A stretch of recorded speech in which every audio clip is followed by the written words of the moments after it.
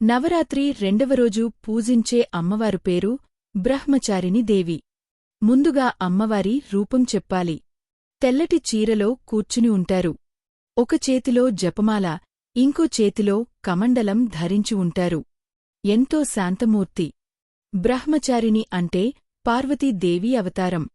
ఆమె మనసులో ఒక్క కోరికతోనే జీవితాన్ని గడిపేసింది. నేను శివుణ్ణి పెళ్లి చేసుకోవాలి అనే ఒక్క కోరికతో జీవితాన్నే త్యాగం చేసింది.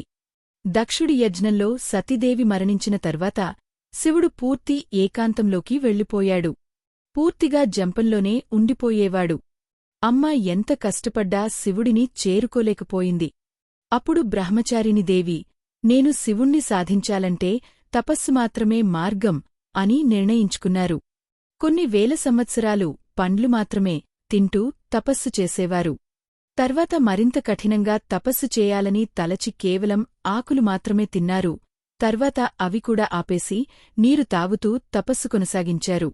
ఆఖరికి నీరు కూడా మానేశారు. అంతేకాదు, ఆమె కాళ్లనుండి రక్తం కారుతూ ఉన్నా తపస్సు ఆపలేదు. మంచు తుఫాన్లు, ఎండ ఏదీ అమ్మని ఆపలేదు.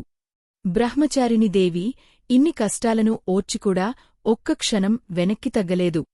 శివుడే నా భర్త, అందుకు ఎన్ని కష్టాలనైనా ఓర్చుకోవాలి అనే నిశ్చయంతో ఉండేది. ఆమె తపస్సు చూసి దేవతలు కూడా ఆశ్చర్యపోయారు.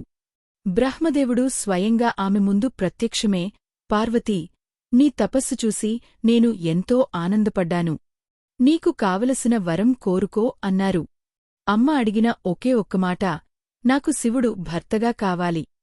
బ్రహ్మదేవుడు సంతోషంగా తథాస్తు అని వరం ఇచ్చాడు.